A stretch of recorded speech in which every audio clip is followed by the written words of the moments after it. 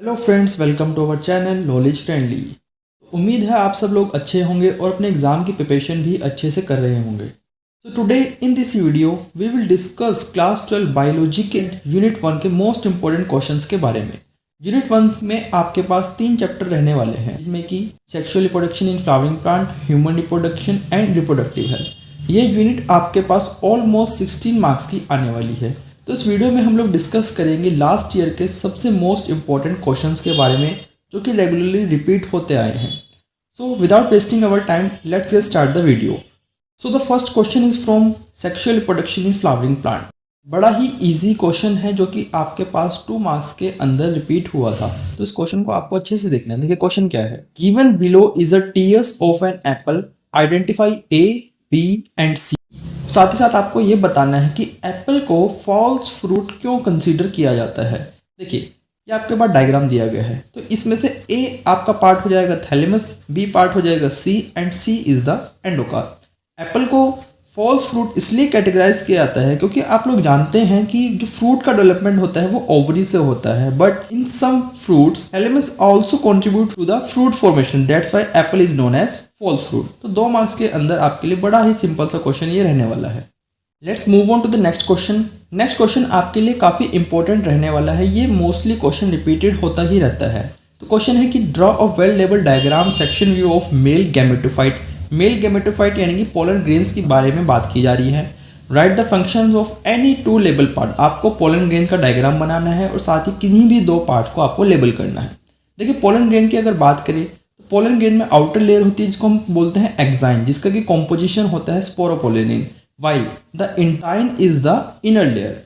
And इसमें 2 तरह के सेल्स मिलेंगे, एक होता है वेजिटेटिव सेल और एक होता है जनरेटिव सेल। आपको वेजिटेटिव सेल और जनरेटिव सेल्स में दोनों के बीच में आपको डिफरेंशिएशन को भी अच्छे से लर्न करके जाना है। हो सकता है आपके पास 2 मार्क्स के अंदर ये देखने को मिल सकता है। जहां पर स्पोरोपोलेनिन एब्सेंट होगी उस पार्ट को हम बोलते हैं जर्म पोर्ट, जहां आपको किसी भी 2 पार्ट्स को लेबल करना है। वेजिटेटिव सेल्स के अंदर रिजर्व फूड मटेरियल कंटेन होता है। जनरेटिव सेल्स मेल गैमेट का प्रोडक्शन करती है। Exine is a protective layer जिसका कि नेचर काफी हार्ड होता है due to the present of sporopollenin, while intine is involve in the formation of pollen tube. And jump और अभी मैंने बताया जहां से पोलन ट्यूब इमर्ज होगी। Let's move on to the next question.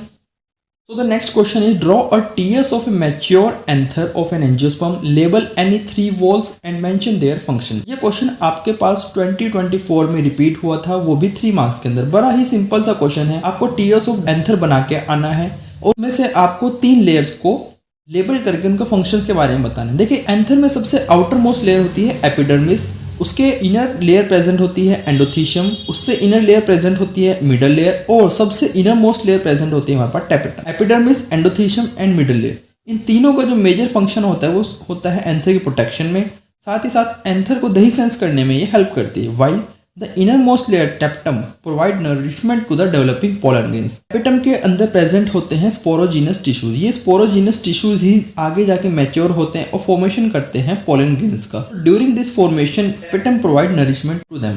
बड़ा ही इजी क्वेश्चन था। आपको डायग्राम को बहुत ही अच्छे से इसको तैयार करके जाना है। मोस्टली ये रिपीटेड होता ही रहता है question. Let's move on to the next question. So the next question is state the objective of adopting artificial hybridization program in plants. Describe the steps followed in this technique. आपको artificial hybridisation के बारे में बताना। देखिए artificial hybridisation होता क्या है। Artificial hybridisation में हम क्या करते हैं, किसी भी 2 प्लांट्स के डिजायरेबल कैरेक्टर्स को आपस में मिक्स करते हैं, इम्प्रूव्ड या फिर सुपीरियर वैरायटी को ऑब्टेन करते हैं। मान लीजिए किसी प्लांट है ए प्लांट, इसके अंदर कुछ अलग कैरेक्टर प्रेजेंट है और ये बी प्लांट है, हम इसके अंदर कुछ अलग कैरेक्टर्स प्रेजेंट है। तो हम क्या कर सकते हैं, ए प्लांट के पोलन ग्रेन्स को हम बी प्लांट्स के अंदर ट्रांसफर कर सकते हैं। ये आर्टिफिशियल हाइब्रिडाइजेशन को करने का जो मेजर रीजन है वो तो यही है ताकि हमको डिजायरेबल कैरेक्टर्स मिल सके। अब इसमें करते कैसे हैं, इसमें 2 टेक्निक्स इन्वॉल्व होती है। First one is emasculation and second one is bagging. तो इमेस्कुलेशन होता क्या है, किसी भी बाइसेक्सुअल फ्लावर में से अगर हम एंथर को रिमूव करते हैं तो उसी प्रोसेस को इमेस्कुलेशन बोलते हैं। इमेस्कुलेशन करने के बाद हम क्या करते हैं, उस प्लांट को जो इसको हमने इमेस्कुलेट किया है उसको हम किसी पेपर से कवर कर देते हैं। इस कवर करने के मेथड को हम बोलते हैं बैगिंग। बैगिंग करने का मेजर रीजन ये भी है ताकि हम उसको कंटामिनेशन से प्रिवेंट कर सके और जब पोलन ग्रेन्स मैच्योर हो जाएंगे तब हम किसी दूसरे प्लांट के कलेक्ट करके स्टिग्मा के ऊपर डस्टेड करवा सकते हैं, जिससे कि डिजायरेबल कैरेक्टर्स हमको मिल सके और प्लांट को वापस से रीबैक कर दिया जाता है। काफी इंपॉर्टेंट क्वेश्चन है, आपको इसको अच्छे से तैयार करके जाना है। Next question is explain the monosporic development. Monosporic development क्या होता है, साथ में आपको डायग्राम बनाना है मैच्योर एम्ब्रियो सैक का। देखिए इस चैप्टर में आपके पास 2 से 3 डायग्राम जरूर आपको रिपोर्टेड देखने को मिलेंगे, चाहे वो डायग्राम हो एंथर का, चाहे वो डायग्राम हो एम्ब्रियो सैक का, चाहे वो डायग्राम हो फर्टिलाइज्ड एम्ब्रियो सैक का। तो आपको तीनों चारों डायग्राम को अच्छे से तैयार करके जाना है। देखते हैं मोनोस्पोरिक डेवलपमेंट होता क्या है। मोनोस्पोरिक डेवलपमेंट में क्या होता है, जैसे ही न्यूक्लियस के अंदर प्रेजेंट सेल्स मैच्योर होते हैं तो एक माइक्रोस्पोर टेट्राड का फॉर्मेशन होता है, जिसमें से कोई भी 3 सेल डीजनरेट होते हैं और सिर्फ एक सेल ही फंक्शनल रिमेन होता है। एक सेल फंक्शनल रिमूव हुआ और वही आगे जाके मैच्योर होकर एम्ब्रियो सैक का फॉर्मेशन करेगा। That's why this is known as monosporic development.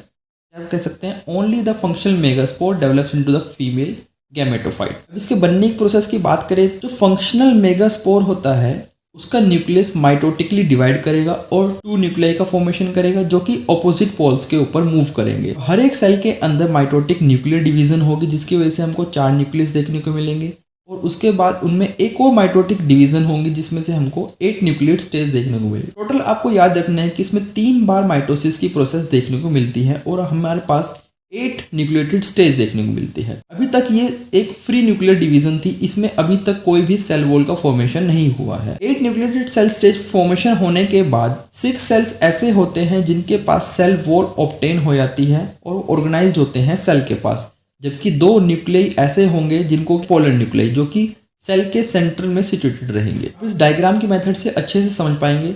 किसी भी एम्ब्रियो सैक के 2 एंड होते हैं, एक एंड को हम बोलते हैं माइक्रोपाइलर एंड और एक एंड को हम बोलते हैं चलाजल एंड। चलाजल एंड के बाद जो सेल्स मिलेंगे उन सेल्स को हम बोलते हैं antipodal cells, while micropylar and के पास जो सेल्स मिलेंगे उनको हम बोलेंगे सिनर्जिड्स। और साथ में सेंटर में सिचुएटेड रहता है एग। वो सेल्स जो कि एम्ब्रियो सैक के सेंटर में मिलेंगे उन सेल को हम बोलते हैं पोलर न्यूक्लियाई। आई होप आपको ये क्वेश्चन अच्छे से समझ में आया होगा। ये क्वेश्चन आपके लिए काफी इंपॉर्टेंट रहने वाला है, किसी भी हाल में आपको इस टॉपिक को स्किप नहीं करना है। नेक्स्ट मोस्ट इंपॉर्टेंट क्वेश्चन रहने वाला है आपके पास डबल फर्टिलाइजेशन से। Describe the process of double fertilisation in angiosperm. और इसी में आपको बी पार्ट बताना है इसका, trace the development of polyploidal cell that is form after double fertilisation in a non albuminous seed and albuminous seed. अब ये एल्ब्यूमिनस सीड्स क्या होते हैं, नॉन एल्ब्यूमिनस सीड्स क्या होते हैं, इनके बारे में हम आगे डिस्कस करने वाला है। ये क्वेश्चन आपके पास रिपीट हुआ था 5 मार्क्स के अंदर, तो काफी इंपॉर्टेंट क्वेश्चन है, तो उसका आपको अच्छे से तैयार करना है। देखो होता क्या है डबल फर्टिलाइजेशन। डबल फर्टिलाइजेशन एक ऐसा फिनोमेना है जिसमें कि हमको 2 बार फर्टिलाइजेशन देखने को मिलता है। आपके पास सेंटर में प्रेजेंट होता है पोलर न्यूक्लियाई और साथ में एग सेल। एक मेल गैमीट फ्यूज होता है जाके एग सेल के साथ, इनके रिजल्ट से आपको देखने को मिलता है जाइगोट और इस प्रोसेस को हम नाम देते हैं सिनगैमीट। साथ ही साथ एक मेल गैमीट फ्यूज होता है पोलर न्यूक्लियाई के साथ और इनके रिजल्ट से बनता है हमारे पास प्राइमरी एंडोस्पर्म न्यूक्लियस, जो कि आगे जाके डेवलप होता है एंडोस्पर्म के अंदर। इस दौरान हमको 2 फर्टिलाइजेशन देखने को मिले, एक सिनगैमीट, एक मेल गैमीट और पोलर न्यूक्लियाई के बीच। इस फर्टिलाइजेशन को हम नाम देते हैं ट्रिपल फ्यूजन। दोनों फर्टिलाइजेशन आपको एक साथ देखने को मिलते हैं, that's why this is known as double fertilisation. Zygote आगे जाके डेवलप होगा एम्ब्रियो के अंदर, while primary endosperm nucleus will develop into endosperm which provide nutrition to the developing zygote। I hope आपको क्वेश्चन क्लियर हुआ होगा। देखिए जैसे अभी मैंने बताया, जो ट्रिप्लॉइड सेल होता है जिसको कि हम बोलते हैं प्राइमरी एंडोस्पर्म न्यूक्लियस, ये आगे जाके डिफरेंशिएट होता है एंडोस्पर्म से। एंडोस्पर्म क्या होता है, ये फूड मटेरियल होता है जो कि जाइगोट यूज करता है during its conversion into the embryo. हमारे पास कुछ ऐसे सीड्स मिलेंगे जिसमें एंडोस्पर्म परसिस्ट करेगा। सीड को हम बोलते हैं एल्ब्यूमिनस सीड, जैसे कि castor, cereals and coconut. While ऐसे सीड्स होते हैं हमारे पास जिसमें कि एंडोस्पर्म कंप्लीटली एब्जॉर्ब्ड हो जाएगा डेवलपिंग एम्ब्रियो के थ्रू। ऐसे सीड्स को हम बोलेंगे नॉन एल्ब्यूमिनस या फिर एक्स एल्ब्यूमिनस, जैसे कि pea, bean, sunflower etcetera.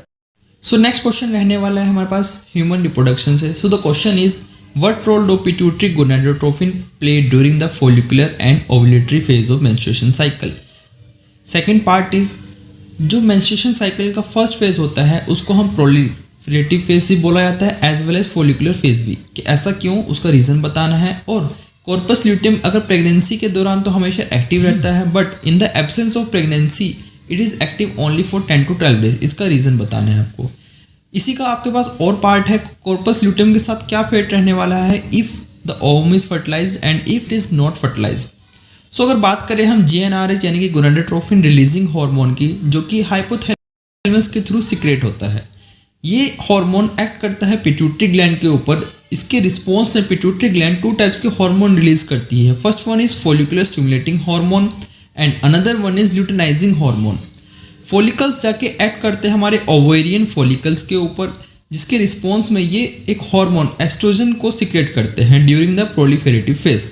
While luteinising hormone stimulate करता है कॉर्पस ल्यूटेम की ग्रोथ को, साथ ही साथ ग्रेफियन फॉलिकल को रप्चर होने में भी ये हेल्प करता है। कॉर्पस ल्यूटेम एक हार्मोन जिस प्रोजेस्टेरोन सिक्रेट करता है, जो कि हेल्प करता है एंडोमेट्रियम वॉल को ग्रोथ करने में। मेंस्ट्रुएशन फेज को फॉलिकुलर फेज इसलिए बोला जाता है क्योंकि इस दौरान जो ग्रेफियन फॉलिकल्स हैं एस्ट्रोजन हार्मोन का सिक्रेशन करते हैं, जो कि फीमेल्स के अंदर सेकेंडरी सेक्स ऑर्गन को डेवलपमेंट करने में हेल्प करते हैं। इसी के साथ साथ इसको प्रोलिफेरेटिव फेज इसलिए बोला जाता है क्योंकि इस दौरान यूट्रस की वॉल्स को और वजाइना के जो टिश्यूज़ हैं उनका डेवलपमेंट और ग्रोथ भी देखने को मिलता है। सो ये रीज़न था। अगर नेक्स्ट क्वेश्चन की बात करें हम इसी के नेक्स्ट पार्ट की, तो ल्यूटिल फेज के दौरान ग्रेफियन फॉलिकल ट्रांसफॉर्म हो जाता है कॉर्पस ल्यूटेम के अंदर और ये लार्ज क्वांटिटी में प्रोजेस्टेरोन हार्मोन को रिलीज करना स्टार्ट कर देते हैं, जो कि हेल्पफुल होता है एंडोमेट्रियम की वॉल को मेंटेन करने के लिए। एंडोमेट्रियम की वॉल के अंदर ही इम्प्लांटेशन होता है, इसीलिए गेस्टेशन पीरियड के दौरान कॉर्पस ल्यूटेम परसिस्ट करता है। While in the absence of pregnancy it declines in the 10 to 12 days because endometrium की वॉल उस दौरान ब्रेक हो जाती है due to the absence of hormone progesterone and new menstruation cycle start हो जाती है। In the case of fertilization, corpus luteum continues secreting progesterone which is required for the maintenance of endometrium. If egg is not fertilized तो endometrium की wall को maintain रखने की ज़रूरत नहीं है, इसीलिए due to the deficiency of progesterone hormone endometrium की वॉल ब्रेक हो जाती है और नया साइकिल हमारा स्टार्ट हो जाता है। Let's move on to the next question.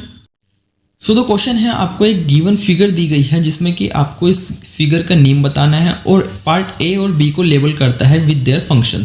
सो आप देख के समझ गए होंगे ये फिगर है ब्लास्टोसिस्ट की। अब ब्लास्टोसिस्ट की क्या होता है, जब जाइगोट का फॉर्मेशन होता है by the fusion of male and female gamete, then zygote convert होता है एक स्ट्रक्चर, इसको हम बोलते हैं एम्ब्रियो के अंदर। बट इस दौरान जाइगोट में डिफरेंट चेंजेस आते हैं, 2 सेल स्टेज, फिर 4 cell stage, 4 to 8 cell stage, 8 to 16 cell stage, 16 to cell stage to blastocyst. तो ब्लास्टोसिस्ट में एक आउटर वॉल होती है जिसको हम बोलते हैं ट्रोफो और एक इनर स्ट्रक्चर होता है जिसको हम बोलते हैं इनर सेल मास। तो ट्रोफोब्लास्ट एंडोमेट्रियम वॉल के साथ अटैच होती है और वहीं से न्यूट्रिटिव मटेरियल का सिक्रेशन होना स्टार्ट हो जाता है, यानी कि बीच में स्ट्रक्चरल एंड फंक्शनल यूनिट का डेवलपमेंट होता है जिसको हम बोलते हैं placenta. While inner cell mass differentiate as embryo. ये क्वेश्चन आपके पास 2 मार्क्स में देखने को मिल सकता है। Next question is state the cellular nature and function of myometrium and endometrium. तो आप जानते हैं मायोमेट्रियम और endometrium are the walls of uterus. So myometrium is the smooth muscular layer of uterus. It exhibit strong contraction of uterus during the delivery of baby. जब baby की delivery होती है जिसको हम पार्चुरेशन भी बोलते हैं, तो उस दौरान मायोमेट्रियम के अंदर ही स्ट्रॉन्ग कॉन्ट्रैक्शन देखने को मिलते हैं due to the hormone oxytocin. ये आपको याद रखना है, एमसीक्यू के अंदर आपके साथ क्वेश्चन आ सकता है। नेक्स्ट अगर बात करें एंडोमेट्रियम की, एंडोमेट्रियम का नेचर होता है ग्लैंडुलर, यानी कि ब्लड वेसल्स प्रेजेंट होती है। इसी वॉल्स के अंदर साइक्लिक चेंजेस आते हैं मेंस्ट्रुएशन साइकिल के दौरान और इम्प्लांटेशन भी इसी वॉल के अंदर इम्प्लांटेशन होता है। नेक्स्ट क्वेश्चन की बात करें तो आपको फीमेल रिप्रोडक्टिव सिस्टम का डायग्राम दिया गया है। देखिए आपके पास जितने भी डायग्राम है, चाहे वो मेल रिप्रोडक्टिव सिस्टम का हो चाहे फीमेल रिप्रोडक्टिव सिस्टम का हो, दोनों की आपको लेबलिंग को अच्छे से ध्यान रखना है। सो इसमें आपको YZ आइडेंटिफाई करना है और उनके फंक्शंस के बारे में बताना है। And the second question is mention the state at which the process of oogenesis temporarily get arrest and name the cells formed in the ex of baby girl at the time of her birth. So Y structure को आप देख के identify कर सकते हो। Y is the फिम्ब्रेई और फिम्ब्रेई का function होता है collection of ovum after ovulation. Y is isthmus और इसी रीजन के अंदर जाइगोट के अंदर माइटोटिक डिवीजन होती है जिसकी वजह से वो मोरुला के अंदर ट्रांसफॉर्म होता है।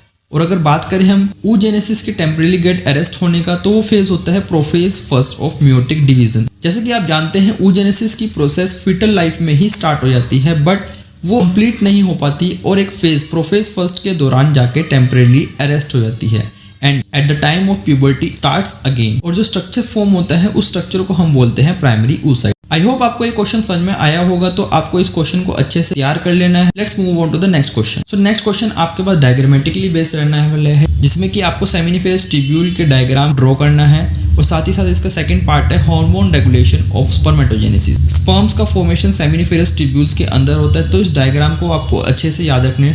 सेकंड क्वेश्चन है हमारा हार्मोन रेगुलेशन ऑफ स्पर्मेटोजेनेसिस का। स्पर्मेटोजेनेसिस के दौरान कौन कौन से हार्मोन एक्ट करते हैं। तो अगर बात करें स्पर्मेटोजेनेसिस में, तो एक ग्लैंड जो कि ब्रेन में प्रेजेंट होती है हाइपोथैलेमस, जो कि रिलीज करती है GnRH यानी कि गोनाडोट्रोपिन रिलीजिंग हार्मोन। GnRH जाके एक्ट करता है हमारे पिट्यूटरी ग्लैंड के ऊपर और इसके रिस्पॉन्स में पिट्यूटरी ग्लैंड 2 टाइप्स के हार्मोन रिलीज करती है, luteinizing hormone and follicular stimulating hormone. L से याद रखेंगे आप ल्यूटिनाइजिंग हार्मोन और L से याद रखेंगे हम leading cell. Luteinizing hormone act करेंगे जाके लेडिक सेल्स के ऊपर, जिसके रिस्पॉन्स लेडिक सेल सिंथेसिस और सिक्रेशन करते हैं एंड्रोजन का, मेजरली टेस्टोस्टेरोन को, जो कि हेल्पफुल होता है spermatogenesis. While follicular stimulating hormone act करेंगे सर्टोली सेल्स के ऊपर, जो कि ऐसे रिलीज करेगा जो कि हेल्प करते हैं स्पर्मेटोजेनेसिस में। सर्टोली सेल्स को आप नर्व सेल भी बोलते हैं। चलते हैं अपने नेक्स्ट क्वेश्चन की तरफ। सो नेक्स्ट क्वेश्चन है आपके पास बड़ा ही simple question, write the difference between spermatogenesis and oogenesis। But आपको बात क्या याद रखनी है, किन बेसिस पे आपको डिफरेंशिएशन करना है। First part is when the process is initiated, second one is number of functional gamete produce and third part is जब म्यूसिस सेकंड कंप्लीट होती है। इनिशिएशन की बात करें तो स्पर्मेटोजेनेसिस प्रोसेस स्टार्ट हो जाती है on the onset of puberty, जो कि एज रहने वाली है ऑलमोस्ट 13 to 12 ईयर तक, वाइल oogenesis की प्रोसेस फीमेल में फीटल लाइफ में ही स्टार्ट हो जाती है। फंक्शनल गैमेट की बात करें तो स्पर्मेटोजेनेसिस में 4 फंक्शनल गैमेट्स प्रोड्यूस होते हैं, वाइल oogenesis में सिर्फ एक ही फंक्शनल गैमेट प्रोड्यूस होता है। म्यूसिस सेकंड की बात करें तो म्यूसिस सेकंड सेमिनिफेरस ट्यूब्यूल के अंदर ही कंप्लीट होती है, वाइल oogenesis की प्रोसेस फैलोपियन ट्यूब में जब सेकेंडरी oocyte स्पर्म के साथ कॉन्टैक्ट में आता है। ये बात आपको अच्छे से याद रखनी है, आपके लिए MCQ पार्ट में क्वेश्चन यहाँ से भी आ सकता है। नेक्स्ट क्वेश्चन आपके पास रहने वाला है मेंस्ट्रुएशन साइकिल से। मेंस्ट्रुएशन साइकिल आपके पास इंपॉर्टेंट क्वेश्चन रहने वाला है। ये क्वेश्चन लास्ट ईयर आपके पास 5 मार्क्स के अंदर रिपीट हुआ। मेंस्ट्रुएशन साइकिल से आपको 100% क्वेश्चन जरूर देखने को मिलेगा, तो इस टॉपिक को आप बिल्कुल भी स्किप करके मत जाओ। तो इसमें हमें ओवेरियन और यूट्राइन इवेंट्स के बारे में बताना है, जो कि फोलिकुलर फेज, ल्यूटल फेज और मेंस्ट्रुएशन फेज के दौरान होते हैं। बात करें प्रोलिफेरेटिव फेज या फिर फोलिकुलर फेज के अंदर, तो यूट्राइन के अंदर क्या होता है, एंडोमेट्रियम वॉल रीजनरेट करती है due to the hormone oestrogen.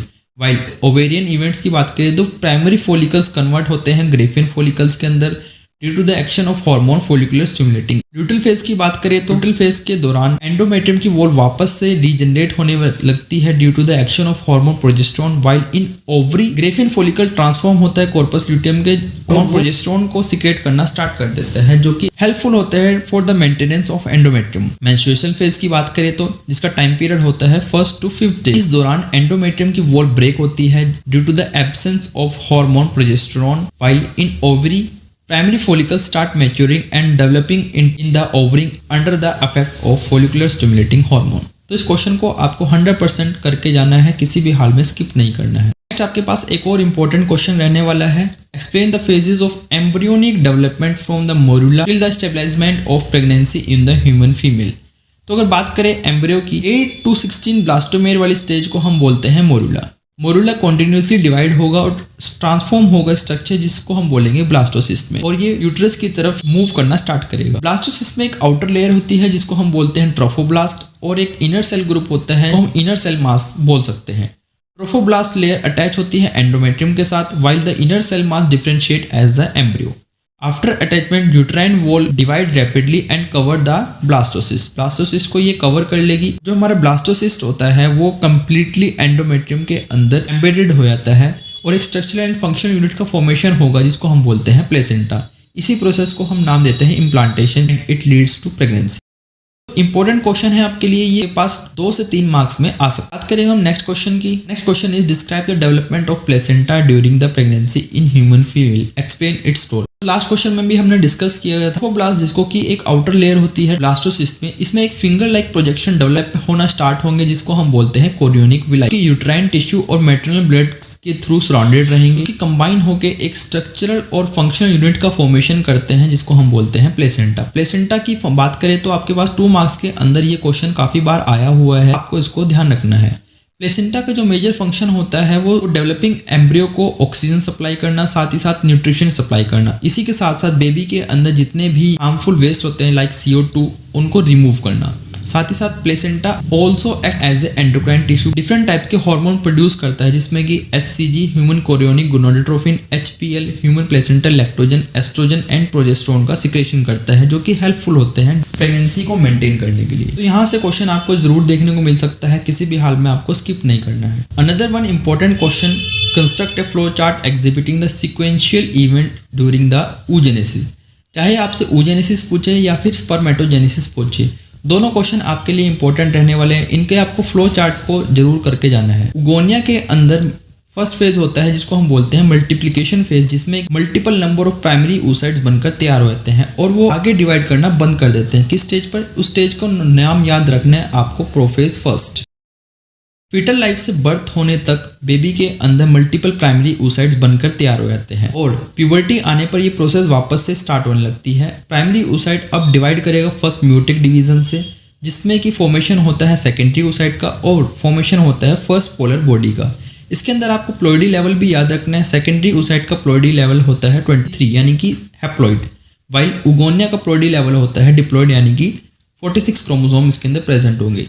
Secondary oocyte वापस से डिवाइड करेगा और फॉर्मेशन होगा सेकेंड पोलर बॉडी का और साथ में ovum, and during the process of ovulation ovum release from the ovary. इस क्वेश्चन को आपको अच्छे से प्रिपेयर करके जाना है। Another one important question, mother milk is considered very essential for the new born infant, justified.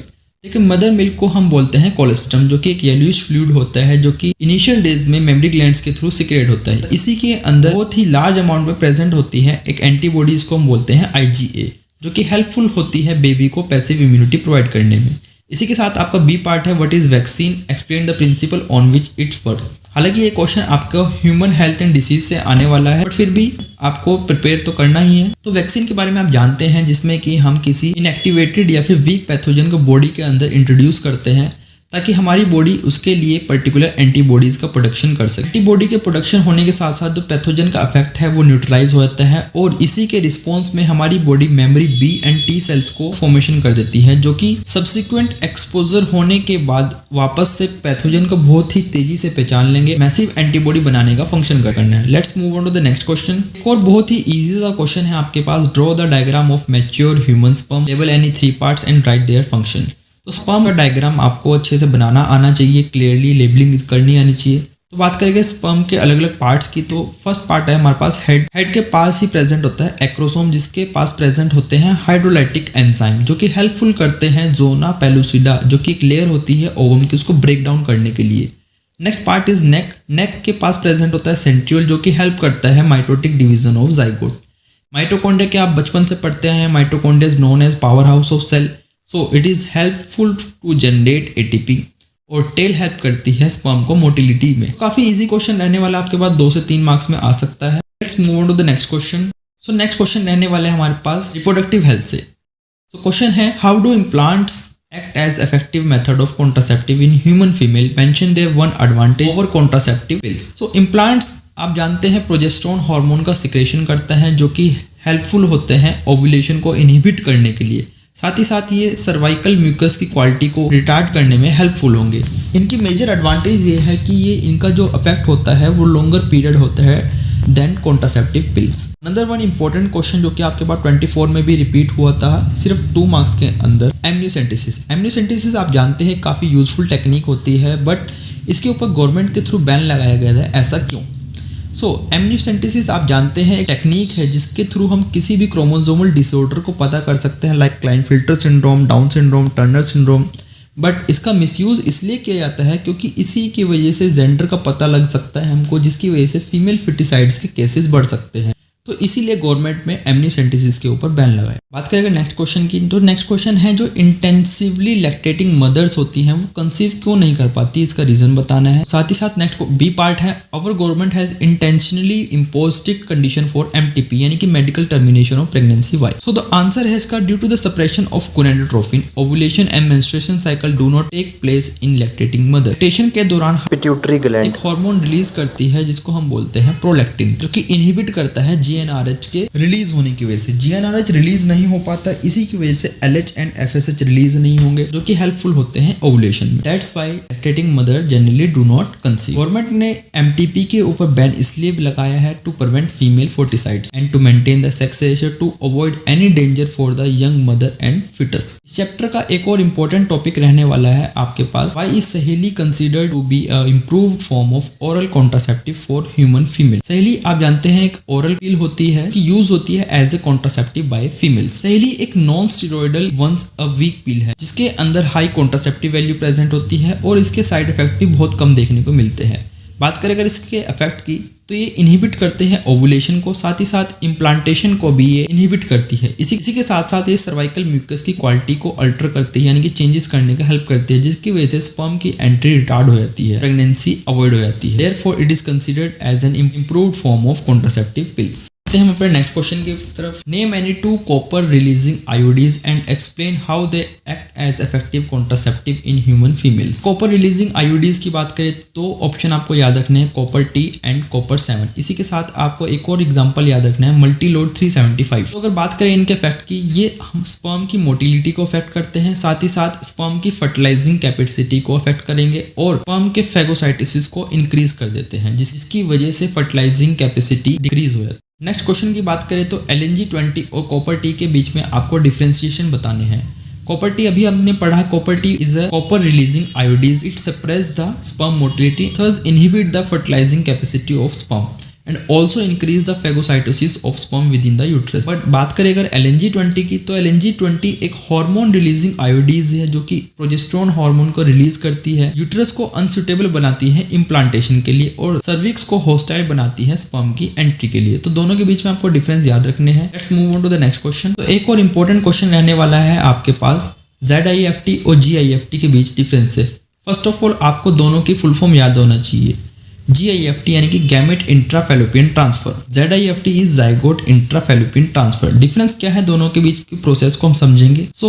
GIFT में एक ऐसी फीमेल जिसकी ओवम का प्रोडक्शन नहीं कर सकती बट एम्ब्रियो को प्रॉपर एनवायरनमेंट दे सकती है गेस्टेशन पीरियड के लिए। हम एक डोनर फीमेल से एग को कलेक्ट करते हैं और एक मेल से स्पर्म को कलेक्ट करते हैं, दोनों के बीच में हम फर्टिलाइजेशन करवाते हैं outside the body. Now the gametes immediately transfer करते हैं फैलोपियन ट्यूब के under using a laparoscopic procedure. Fertilisation occur होगा फीमेल रिप्रोडक्टिव ट्रैक्ट में, जो कि एक नेचुरल कॉन्ट्रासेप्शन होगा। व्हाइल ZIFT में एग्स कलेक्ट करते हैं फीमेल ओवरी के दौरान और उनको स्पर्म के साथ फर्टिलाइज करेंगे लेबोरेटरी में, सिमिलरली IVF की तरह। इसके बाद जाइगोट को ट्रांसफर करेंगे डायरेक्टली फैलोपियन ट्यूब के अंदर using A laparoscopic surgery. Now zygote move naturally into the uterus for the implantation. तो दोनों प्रोसेस को आपको अच्छे से याद रखना है। Let's move on to the last question. Why do doctors suggest some married couple to go for IVF? Explain the steps carried out in the process of IVF. IVF आप जानते हैं इन विट्रो फर्टिलाइजेशन। ऐसा क्यों suggest करते हैं? इसके multiple reason हो सकते हैं बट मेजर 3 रीजन है। Fallopian tubes are damage if male have severe infertility if advance maternal age के दौरान। प्रोसेस की अगर बात करें, हार्मोनल इंजेक्शन के थ्रू ओवरीज प्रोड्यूस करती है मल्टीपल एग्स को। मैच्योर एग्स को हम कलेक्ट करेंगे using a needle, then a semen sample is collected and the healthy sperms are selected। इसके बाद एग्स और स्पर्म को दोनों को IVF के थ्रू यानी कि लैब में हम फ्यूजन करवाएंगे या फिर हम डायरेक्टली स्पर्म को इंजेक्ट कर सकते हैं एग के अंदर। इस मेथड को हम बोलते हैं ICSI। फर्टिलाइज्ड एग को हम कल्चर करेंगे 3 to 5 डेज के लिए। उसके बाद एम्ब्रियो को यूट्रस के अंदर इम्प्लांट कर देते हैं और 10 to 12 डेज बाद प्रेगनेंसी को कंफर्म कर सकते हैं बाय यूजिंग HCG टेस्ट। तो ये थे हमारे पास यूनिट 1 के इंपॉर्टेंट क्वेश्चन। आगे हम बात करेंगे कुछ और इंपॉर्टेंट डोज के बारे में। ये 3 चैप्टर आपके पास ऑलमोस्ट 16 मार्क्स के रहने वाले, काफी इजी यूनिट है बट इसके अंदर से कुछ इंपॉर्टेंट टॉपिक्स है, जैसे कि फर्स्ट चैप्टर से आपका माइक्रोस्पोरोजेनेसिस एंड मेगास्पोरोजेनेसिस, दोनों काफी इंपॉर्टेंट टॉपिक है, आपको किसी भी हाल में स्किप नहीं करना है। इसके अलावा पॉलिनेशन को आपको अच्छे से पढ़ के जाना है, जिसमें आपको ऑटोगैमी, जिटनोगैमी, जीनोगैमी के बीच डिफरेंशिएशन पता होना चाहिए। इसी के साथ साथ आपको इंसेक्ट पॉलिनेटेड फ्लावर और वाटर पॉलिनेटेड फ्लावर के बारे में पता होना चाहिए। इसी के साथ साथ आपको डाइकोट और मोनोकोट एम्ब्रियो के स्ट्रक्चर को अच्छे से तैयार करके जाना है। नेक्स्ट चैप्टर से आपको ह्यूमन मेल और फीमेल रिप्रोडक्टिव सिस्टम के डायग्राम को अच्छे से तैयार करके जाना है। साथ ही साथ फंक्शन ऑफ एसेसरी ग्लैंड्स, जिसमें आपकी seminal vesicle, prostate gland and Cowper's gland के फंक्शंस के बारे में पता होना चाहिए। मेंस्ट्रुएशन साइकिल को तो आपको किसी भी हाल में स्किप नहीं करना है। ऑलमोस्ट हर पेपर में इससे क्वेश्चन आपको जरूर देखने को मिलेगा। रिप्रोडक्टिव हेल्थ की बात करें तो बर्थ कंट्रोल मेथड, इसमें आपके natural method, contraceptive method, vasectomy, tubectomy को अच्छे से तैयार करना है और साथ में आपकी असिस्टेड रिप्रोडक्टिव टेक्निक्स को अच्छे से प्रिपेयर करके जाना है। इन टॉपिक से आपको 100% क्वेश्चन देखने को मिलेंगे, तो किसी भी हाल में आपको स्किप नहीं करना है अगर आपको अच्छे मार्क्स गेन करने हैं। इस वीडियो में जितने भी हमने क्वेश्चन डिस्कस किए हैं उनको आपको 100% प्रिपेयर करके जाना है कि आप अच्छे मार्क्स को स्कोर कर सके। तो आई होप आपको वीडियो अच्छी लगी होगी, तो वीडियो को लाइक करें, चैनल को सब्सक्राइब करें। मिलेंगे आपसे नेक्स्ट वीडियो में। All the best for your exam. Thank you.